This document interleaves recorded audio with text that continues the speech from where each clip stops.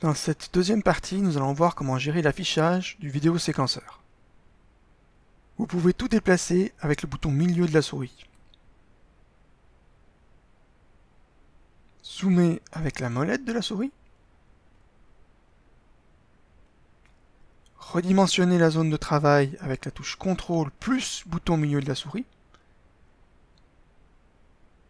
Verticalement, horizontalement. Et voir tout le montage vidéo avec la touche Home. Sachez que cela fonctionne aussi avec la timeline. Avec la roulette de la souris, vous pouvez zoomer, dézoomer. Et avec la touche Home, voir la totalité de la vidéo. Vous pouvez également zoomer sur une ou plusieurs pistes. Par exemple, je sélectionne celle-ci et j'appuie sur la touche point du pavé numérique. Touche Home pour voir de nouveau toute la vidéo. Et en sélectionnant une deuxième, pour cela je fais Shift, clic droite, pour sélectionner les deux pistes. Et de nouveau j'appuie sur le point du pavé numérique pour zoomer sur les deux pistes. Vous pouvez faire une sélection boîte, comme ils disent sous Blender, pour sélectionner. Pour cela vous faites Shift B, et vous faites votre boîte avec la souris, pour zoomer sur vos deux pistes par exemple. De nouveau, toujours la touche Home pour afficher toute la vidéo. Vous pouvez retrouver ces options en appuyant sur la touche Z. Zoom All, c'est équivalent à la touche Home du clavier. Zoom Select, c'est équivalent au point du pavé numérique. Et Zone Curseur, ça va zoomer sur le curseur vert qui est ici. Je vais le mettre là. Z, Zone Curseur.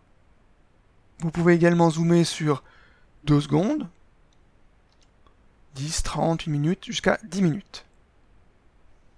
Touche Home pour revenir sur la totalité de la vidéo. Je remets mon curseur à 0.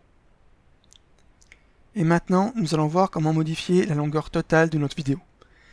Celle-ci est représentée en gris clair, de là à là. La première méthode consiste à changer les valeurs directement dans la timeline, ici.